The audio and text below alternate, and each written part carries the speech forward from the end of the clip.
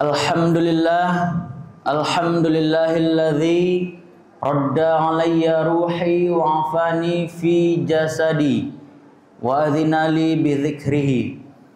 Alhamdulillahilladzi ahyana ba'dama amatana wa ilaihin nusyur. Asyhadu an la ilaha illallah wahdahu la syarikalah. Wa asyhadu anna Muhammadan abduhu wa rasuluh sallallahu alaihi wasallam la nabiyya ba'da amma ba'du. Allahumma fassalli wa sallim wa barik ala hadzal nabiyyil karim habibina al-Mustafa ibni Abdullah Muhammad sallallahu alaihi wasallam wa ala alihi wa ashabihi wa man tabi'ahum bi ihsanin ila yaumiddin. Faqala Allah ta'ala fil Qur'anil Karim, a'udzu billahi minasy syaithanir rajim. Bismillahirrahmanirrahim. Ya ayyuhalladzina amanu taqullaha haqqa tuqatih wa la tamutunna illa wa antum muslimun. Wa qala ta'ala fi ayatil ukhra, ya ayyuhalladzina amanu taqullaha wa qulu qawlan sadida yuslih lakum a'malakum wa yaghfir lakum dhunubakum wa man yuti'illaha wa rasulahu faqad faza fawzan 'azima. Shadaqallahul 'azim. Bapak-bapak, ibu-ibu, saudara kaum muslimin dan muslimat, sidang jamaah salat subuh yang insyaallah dimuliakan oleh Allah Subhanahu wa taala. Pertama-tama puji dan syukur marilah senantiasa kita ucapkan kehadirat Allah Subhanahu wa taala yang selalu senantiasa melimpahkan rahmat, nikmat dan karunia-Nya kepada kita bersama. Sehingga dengan rahmat, nikmat dan karunia daripada Allah, alhamdulillah kita telah mampu untuk meluangkan waktu datang ke masjid yang mulia ini dalam rangka memenuhi panggilan Allah Subhanahu wa taala untuk menunaikan salat fardu subuh secara berjamaah. Berbicara tentang nikmat Bapak dan Ibu, sungguh Allah Subhanahu wa taala telah begitu banyak memberikan nikmat-nikmat kepada para hambanya. Saking banyaknya nikmat yang telah diberikan oleh Allah, sebagaimana firman Allah yang berbunyi, a'udzu billahi minasyaitonir rajim, bismillahirrahmanirrahim. Wa in ta'uddu ni'matallahi la tuhsuha. Dan jikalau sekiranya kamu mencoba untuk menghitung-hitung nikmatku, kata Allah, maka pasti kamu tidak akan sanggup untuk menghitungnya. Seandainya ranting-ranting kayu Bapak dan Ibu kita jadikan sebagai pena dan air laut kita jadikan sebagai tintanya, niscaya itu semua tidak akan sanggup dan tidak akan mampu untuk menghitung berapa nikmat yang telah diberikan oleh Allah Subhanahu wa taala. Dan juga di dalam Al-Qur'an surah Ar-Rahman berulang kali Allah mengulang kalimat yang sama. Fabi ayyi ala'i rabbikuma tukadziban. Maka nikmat Tuhan kamu yang manakah yang kamu dustakan, kata Allah. Sungguh telah begitu banyak nikmat yang diberikan oleh Allah Bapak dan Ibu. Namun sayang, 1000 kali sayang, juga telah Allah jelaskan di dalam Al-Quran. Salah satunya surah As-Sajadah. Apa kata Allah? Qalilam ma tashkurun. Sangat sedikit hambaku yang pandai bersyukur. Mudah-mudahan kita yang berhadir dalam masjid yang mulia ini senantiasa tergolong ke dalam golongan hamba-hamba Allah yang sedikit itu, yakninya abdan syakura, hamba yang pandai bersyukur terhadap segala nikmat yang telah diberikan oleh Allah Subhanahu wa taala. Bapak Ibu saudara kaum muslimin dan muslimat sidang jamaah salat subuh rahimakumullah. Esensi dari rasa syukur adalah ketika kita sudah mampu untuk memberdayakan, mempergunakan nikmat-nikmat yang telah diberikan oleh Allah di jalan yang diridhoi oleh Allah Subhanahu wa taala. Apabila kita masih mempergunakan nikmat-nikmat yang telah diberikan oleh Allah itu di jalan yang tidak diridhoi oleh Allah, atau di jalan yang haram, di jalan yang batil, maka kita belumlah termasuk ke dalam golongan hamba-hamba Allah yang pandai bersyukur. Na'udzubillah, tsumma na'udzubillah min zalik. Bapak Ibu saudara kaum muslimin dan muslimat sidang jamaah salat subuh yang berbahagia. Seterusnya solawat beriringan salam. Tidak lupa pula kita doakan kepada Allah agar selalu tercurah kepada Nabi besar kita, yakninya Nabi Muhammad sallallahu alaihi wasallam. Dengan hantaran doa, Allahumma salli ala Muhammad wa ala ali Muhammad. Atau boleh juga dengan Allahumma salli ala Sayyidina Muhammad wa ala ali Sayyidina Muhammad. Bapak Ibu saudara kaum muslimin dan muslimat sidang jemaah salat subuh yang berbahagia. Berbicara tentang amalan bersolawat kepada Nabi Muhammad sallallahu alaihi wasallam, ini merupakan amalan yang sangat-sangat istimewa dibandingkan dengan amalan yang lainnya. Kenapa dikatakan istimewa? Karena sesuai dengan firman Allah, A'udzubillahi minasyaitonirrajim, Bismillahirrahmanirrahim. Innallaha wa malaikatahu yusholluna 'alan nabi. Ya ayyuhalladzina amanu shallu 'alaihi wa sallimu taslima. Sesungguhnya Allah dan para malaikatnya bersolawat kepada Nabi.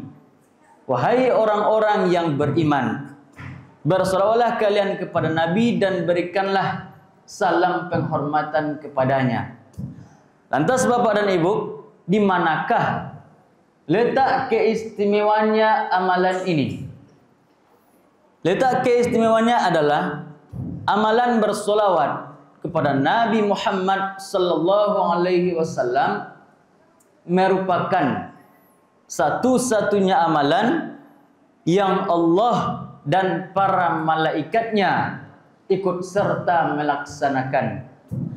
Berbeda dengan amalan yang lainnya Bapak dan Ibu, seperti amalan sholat, puasa, zakat, haji, umrah, berkurban, dan lain sebagainya. Allah tidak mengerjakan itu semua. Akan tapi dengan amalan bersolawat kepada Nabi Muhammad sallallahu alaihi wasallam, Allah dan para malaikatnya yang terlebih dahulu melaksanakan. Barulah orang-orang yang beriman, yang Allah panggil, yang Allah seru, yang Allah perintahkan untuk bersolawat kepada Nabi Muhammad sallallahu alaihi wasallam.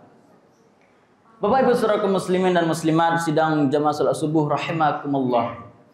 Dahulu ketika Rasulullah Muhammad sallallahu alaihi wasallam hendak menemui ajalnya, ketika nyawa beliau sudah sampai di kerongkongan, ketika ruh beliau akan keluar dari jasadnya, yang terucap dari lisan yang mulia Nabi Muhammad sallallahu alaihi wasallam bukanlah zaujati, istriku, bukan pula ashabi, sahabatku. Akan tetapi yang terucap dari lisan yang mulia Nabi Muhammad sallallahu alaihi wasallam adalah ummati, ummati, ummati. Umatku, umatku, umatku. Begitu cintanya beliau kepada kita, Pak, Ibu saudara kaum muslimin.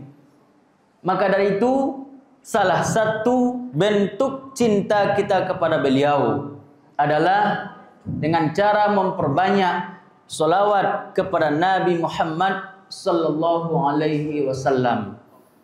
Dan juga Rasulullah Muhammad sallallahu alaihi wasallam telah bersabda, "Al-bakhilu man dzukirtu indahu falam yusalli alayya."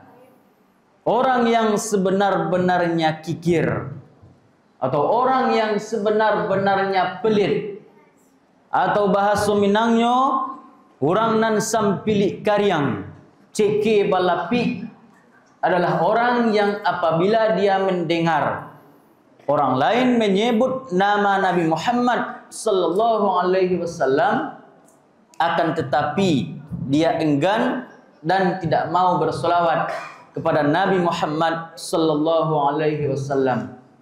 Maka itu Bapak dan Ibu, alangkah mulianya kajian subuh kita pada pagi hari ini. Kita awali dengan bersolawat bersama kepada Rasulullah Muhammad sallallahu alaihi wasallam. Salatullah salamullah ala toha rasulillah. Salatullah salamullah ala yasin habibillah. Tawassalna bismillah wa bil hadi rasulillah wa kulli mujahidin lillah bi ahlil badri ya Allah. Salatullah salamullah ala toha rasulillah. Salatullah salamullah ala yasin habibillah. Ala yasin habibillah. Mudah-mudahan dengan lantunan selawat yang pendek tadi Allah Subhanahu wa taala memberkahi acara kita dari awal sampai akhir. Amin amin ya rabbal alamin. Seterusnya Bapak dan Ibu, amalan bersolawat kepada Nabi Muhammad sallallahu alaihi wasallam kalau sering kita amalkan, insyaallah pada hari akhirat kelak akan menjadi syafaat, akan menjadi perlindungan bagi masing-masing kita, yang mana pada hari itu tidak ada syafaat kecuali syafaat dari Rasulullah Muhammad sallallahu alaihi wasallam. Bapak Ibu saudara kaum muslimin dan muslimat sidang jamaah salat subuh yang insyaallah dimuliakan oleh Allah Subhanahu wa taala. Allah Subhanahu wa taala telah berfirman, A'udzu billahi minasyaitonir rajim. Bismillahirrahmanirrahim. Wa tazawwadu fa inna khairaz zadit taqwa. Wattaquni ya ulil albab. Dan berbekallah kamu. Sesungguhnya sebaik-baik bekal adalah bekal ketakwaan kepada Allah, dan bertakwalah kepada Allah wahai orang-orang yang berakal. Lantas Bapak dan Ibu, apa kriteria ketakwaan yang harus kita penuhi agar bisa memperoleh kebahagiaan hidup di dunia maupun di akhirat kelak. Di dalam ayat lain Allah Subhanahu wa taala telah menegaskan di dalam firman-Nya, A'udzubillahi minasyaitonirrajim. Bismillahirrahmanirrahim. Alif lam mim. Dzalikal kitabu la raiba fihi hudal lil muttaqin. Kitab Al-Qur'an ini tidak ada keraguan padanya, petunjuk bagi mereka yang bertakwa. Lantas siapa mereka yang bertakwa itu? Allah jelaskan, alladzina yu'minuna bil ghaibi wa yuqimunas sholata wa mimma razaqnahum yunfiqun. Yang pertama adalah mereka yang beriman, yang percaya kepada yang gaib. Yang kedua, mereka yang mau mendirikan sholat. Rasulullah Muhammad sallallahu alaihi wasallam telah bersabda, as-sholatu imaduddin. Sholat merupakan tiangnya agama. Barang siapa yang telah mendirikan sholat, berarti dia telah mendirikan agamanya. Sebaliknya, barang siapa yang tidak mau mendirikan sholat, berarti dia sendirilah yang menghancurkan agamanya. Dan juga Rasulullah Muhammad sallallahu alaihi wasallam telah bersabda, amalan anak cucu Adam yang pertama kali dihisab, yang pertama kali diperhitungkan pada hari akhirat kelak di hadapan Allah Subhanahu wa taala, yaitunya adalah amalan salatnya. Jikalau amalan salatnya itu baik Bapak dan Ibu, maka baiklah seluruh amal perbuatannya yang lain. Akan tapi sebaliknya, jikalau amalan salatnya itu rusak atau buruk, maka amal baik lainnya tidak akan diperhitungkan di hadapan Allah Subhanahu wa taala. Kenapa demikian? Karena keseluruhan amal itu bergantung kepada amalan salat. Nah, Bapak dan Ibu, pada zaman saat sekarang ini banyak kita jumpai di dalam hidup dan kehidupan kita sehari-hari bahwasanya hal yang paling enteng atau hal yang paling dianggap sepele, hal yang paling dianggap remeh oleh banyak orang saat ini adalah meninggalkan sholat fardu yang 5 waktu. Jangankan kita berbicara azab bagi orang yang berani meninggalkan sholat, azab bagi orang yang melalaikan sholat saja sudah Allah ancam dengan neraka wail. Apalagi bagi mereka yang berani meninggalkan sholat. Padahal kita telah ketahui musibah orang-orang yang tidak mau sholat itu lebih besar daripada musibah iblis laknatullah alaih. Kenapa demikian? Karena iblis dia menolak sujud kepada Adam. Sedangkan orang-orang yang tidak mau sholat berarti dia menolak sujud kepada Allah Subhanahu wa taala, Rabbul Alamin, Tuhan semesta alam. Dan juga Rasulullah Muhammad sallallahu alaihi wasallam telah bersabda, man tarakas sholata muta'ammidan faqad kafara jihara. Barang siapa yang dengan sengaja meninggalkan sholat fardu yang 5 waktu, maka dia telah kafir secara nyata. Karena memang pembeda antara orang yang beriman dengan orang yang kafir itu terletak pada amalan sholatnya. Mudah-mudahan kita bermohon kepada Allah Bapak dan Ibu agar Allah selalu istiqomahkan hati kita, Allah tetapkan hati kita dan juga keluarga kita untuk selalu mendirikan sholat fardu yang 5 waktu secara berjamaah sampai akhir hayat kita masing-masing.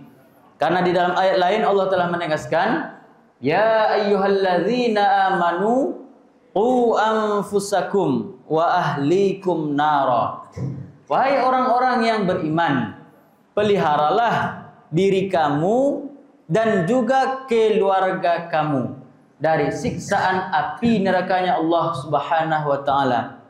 Jangan sampai Bapak dan Ibu, anak cucu keturunan kita menjadi penghalang bagi kita untuk masuk ke dalam surganya Allah Subhanahu wa taala, karena kita tidak memperhatikan bagaimana amal ibadahnya kepada Allah Subhanahu wa taala. Ini yang kedua. Yang ketiga Allah jelaskan, wa mimma razaqnahum yunfiqun, dan mereka yang mau menginfakkan sebagian dari rezeki yang telah Allah berikan kepadanya. Perlu kita ketahui bersama Bapak dan Ibu, bahwasanya penyesalan terbesar orang yang sudah mati itu, dia berkata kepada Allah, Rabbi laula akhartani ila ajalin qarib fa asaddaqa wa akum minas solihin. Ya Allah, jikalau seandainya engkau tangguhkan, engkau tunda kematianku walaupun sesaat, niscaya aku akan bersedekah dan aku akan termasuk ke dalam golongan hamba-hambamu yang soleh. Maka itu Bapak dan Ibu, selagi nyawa belum sampai di kerongkongan kita, selagi ruh belum keluar dari jasad kita, mari dengan ringan kita keluarkan sebagian dari rezeki yang telah Allah berikan kepada kita. Karena di dalam rezeki yang telah Allah berikan kepada kita itu, di situ bukan sepenuhnya menjadi hak kita. Di situ ada hak anak yatim, ada hak orang yang fakir, dan juga ada haknya orang-orang yang miskin. Dan juga Rasulullah Muhammad SAW telah menegaskan di dalam sabdanya, sedekah itu merupakan perniagaan yang tidak akan pernah merugi. Ini yang ketiga. Selanjutnya Allah jelaskan, walladzina yu'minuna bima unzila ilaika wa ma unzila min qablik wa bil akhirati hum yuqinun. Dan mereka yang beriman kepada kitab Al-Quran yang telah diturunkan kepada Nabi Muhammad dan kepada kitab-kitab yang telah diturunkan kepada sebelum Nabi Muhammad, dan mereka yakin akan adanya hari akhirat. Ulaika ala hudam min rabbihim wa ulaika humul muflihun. Mereka itulah orang-orang yang mendapatkan petunjuk dari Tuhannya, dan mereka itulah orang-orang yang beruntung. Terakhir Bapak dan Ibu, nasihat pada ceramah subuh hari ini adalah, yang pertama, jangan pernah kita menganggap remeh amal soleh, karena Allah merahasiakan ridhonya dalam ketaatan. Yang kedua, jangan pernah kita menganggap remeh dosa, karena Allah merahasiakan murkanya dalam kemaksiatan. Ambillah yang benarnya, karena benar itu berasal dari Allah dan para Rasulnya, dan yang salah itu berasal dari diri saya sendiri yang dhaif. Saya ucapkan terima kasih banyak atas perhatian dan mohon maaf atas segala kekurangan.